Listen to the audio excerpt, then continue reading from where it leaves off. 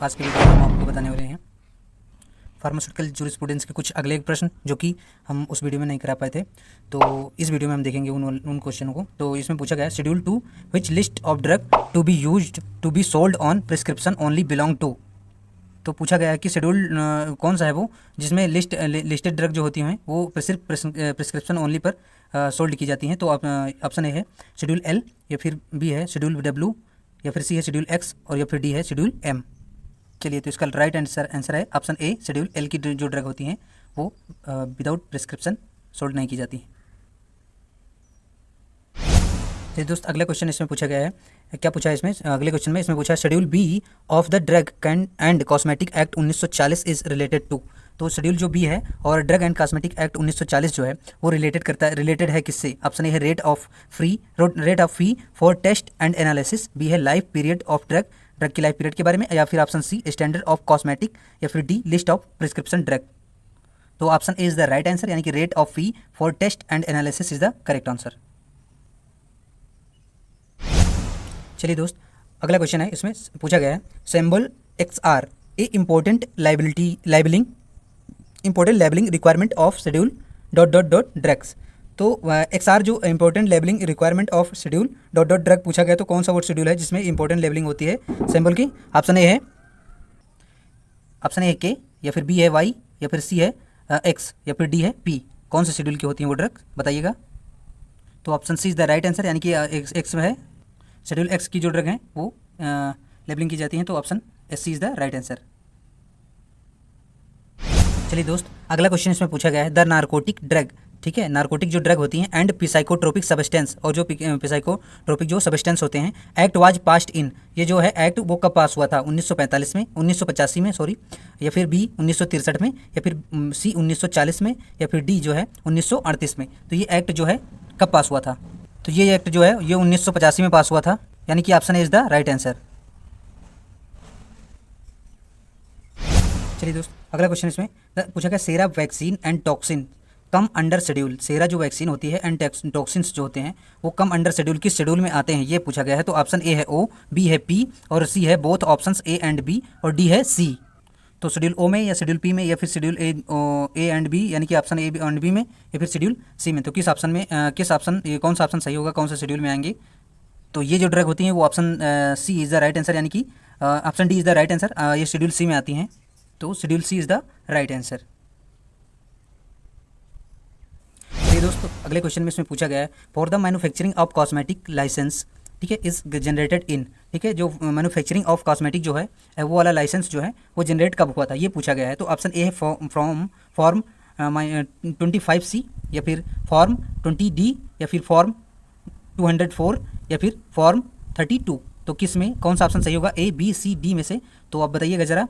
तो इसका right answer होगा फॉर्म 32, इसका राइट आंसर फॉर डी, यानी कि ऑप्शन डी में है फॉर्म 32। तो option D is the right answer. चलिए दोस्त, अगले क्वेश्चन में पूछा गया है क्या? इसमें पूछा गया है इस क्वेश्चन में schedule H drug belong to, जो शेड्यूल की एच की ड्रग होती हैं वो बिलोंग करती हैं किससे? ऑप्शन ए है नारकोटिक ड्रग, और बी है डेंजरस ड्रग, और सी है इंपॉर्टेंट ड्रग, या फिर D list of prescription drug. तो कौन सी ड्रग होती है? नारकोटिक होती है, डेंजरस होती है, इंपॉर्टेंट होती है, या फिर लिस्टेड ऑफ प्रिस्क्रिप्शन होती हैं? तो बताइएगा कौन सा ऑप्शन है जो इस क्वेश्चन के लिए राइट है। शेड्यूल एच की जो ड्रग होती हैं वो लिस्ट ऑफ प्रिस्क्रिप्शन ड्रग होती हैं, ठीक है। तो विदाउट प्रिस्क्रिप्शन के वो जो ड्रग होती हैं वो नहीं मिलती हैं।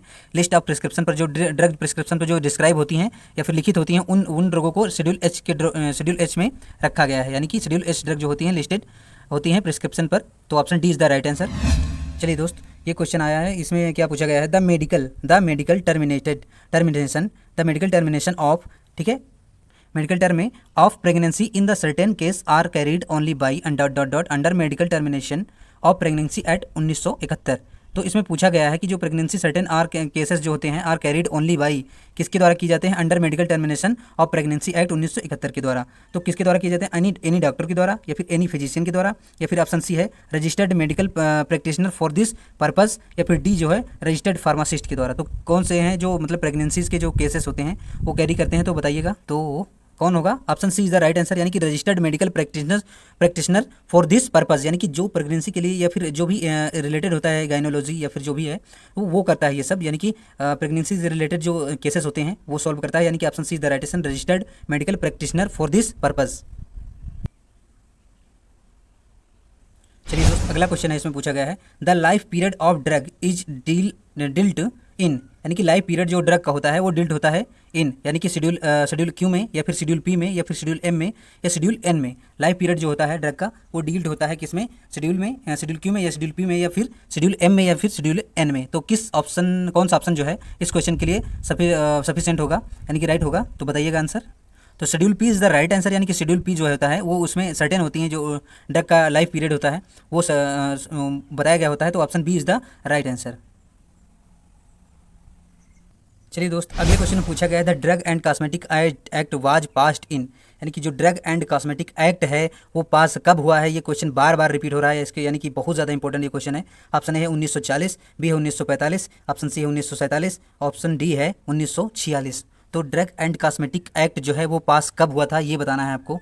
तो जो ड्रग एंड कॉस्मेटिक एक्ट है वो पास हुआ था 1940 में, यानी कि option A is the right answer. चलिए दोस्त, अगला क्वेश्चन है दोस्त, इसमें पूछा गया in India the drug controller general of India DCGI can issued, ठीक है, इशू करते हैं एन ऑर्डर करते हैं कि टू बैन अ ड्रग, यानी कि ड्रग को बैन करने के ऑन द रिकमेंडेशन ऑफ, किसकी रिकमेंडेशन पर जो है drug controller general of India जो है वो इशू करते हैं बैन करने के लिए ड्रग का। ऑप्शन ए है Indian council of medical research, B है फार्मेसी काउंसिल ऑफ इंडिया, और सी है ड्रग टेक्निशियन एडवाइजरी बोर्ड, या फिर डी है नेशनल फार्मास्यूटिकल एडवाइजरी बोर्ड। तो कौन सा ऑप्शन इसमें राइट होगा बताइएगा ज़रा। तो जो सी ऑप्शन है, यानी कि ड्रग टेक्निकल एडवाइजरी बोर्ड, इसके रिकमेंडेशन पे वो ड्रग को बैन कर देते हैं, यानी कि option C is the correct answer. चलिए दोस्तों, इस क्वेश्चन में पूछा गया था शेड्यूल कौन सा होता है? D and C act that deal with the standard for disinfection fluid is. तो बताना है आपको, शेड्यूल डी और सी जो होता है वो एक्ट क्या करता है? डील करता है with the standard for disinfection fluid is, यानी कि शेड्यूल किसके साथ वो जो है डील करता है? तो शेड्यूल ओ है या फिर शेड्यूल एफ है या फिर शेड्यूल बी है या फिर शेड्यूल एम है। तो बताइएगा कौन सा answer is the right answer होगा इसका। तो राइट आंसर हो जाएगा इसका ए, यानी कि शेड्यूल ओ जो होता है वो डी और सी के डिसइंफेक्टेंट फ्लूइड का जो है वो इसमें दर्शाया गया होता है, तो option is the right answer. चलिए दोस्त, अगले क्वेश्चन में पूछा गया है the schedule in drug and cosmetic act that deals with the requirement and guideline of clinical trial important and manufacture of new drug, यानी कि इसमें पूछा गया जो वो शेड्यूल क्या होता है कॉस्मेटिक एक्ट का डील करता है जो requirement and guideline of clinical trial के लिए, जो कॉस्मेटिक प्रिपरेशन होती है उनको ट्रायल करने के लिए, इंपॉर्टेंस के लिए और मैन्युफैक्चर के लिए फॉर न्यू ड्रग इज। तो वो न्यू ड्रग हैं, तो वो कौन सा शेड्यूल जो है होता है? आप शेड्यूल ओ होता है या शेड्यूल एम होता है या शेड्यूल एफ होता है या शेड्यूल वाई होता है? तो कॉस्मेटिक जो प्रिपरेशन होता है, रिक्वायरमेंट होती है, गाइडलाइन उनकी दी जाती है और ट्रायल के लिए या फिर इंपॉर्टेंट मैन्युफैक्चर के लिए वो कौन सा शेड्यूल होता है बताइएगा। तो जितने भी कॉस्मेटिक हैं प्रिपरेशन के लिए, ट्रायल के लिए या मैन्युफैक्चर के लिए, तो शेड्यूल वाई में आते हैं, यानी कि schedule Y is the right answer, यानी कि ऑप्शन डी में है ये। चलिए, option D is the right answer. चलिए फ्रेंड्स, अगले क्वेश्चन में इसमें पूछा गया state pharmacy council should have the following main number, ठीक है, have the following number of elected members. इसमें पूछा गया कि स्टेट जो फार्मेसी काउंसिल होता है वो कितने नंबर्स हैं जो इलेक्टेड करता है मेंबर्स, इसमें मेंबर्स होना चाहिए जो इलेक्टेड करता है। 6 करता है या फिर 9 करता है या फिर 5 करता है या फिर 7 करता है। तो कौन सा आंसर जो है इसमें राइट है? ए, बी, सी या डी? कौन सा आंसर जो है वो सही है इसमें? स्टेट फार्मेसी काउंसिल जो होता है वो 6 लोगों को जो है इलेक्टेड करता है, यानी कि 6 लोगों को जो है चुनाव करवाता है। Option A is the right answer. चलिए दोस्त, अगले क्वेश्चन में पूछा गया है, क्या पूछा गया है? Schedule D as per D and C act is concerned with. तो इसमें पूछा गया कि जो शेड्यूल डी होता है वो डी एंड सी एक्ट के अनुसार कंसर्न होता है विद किसके साथ में?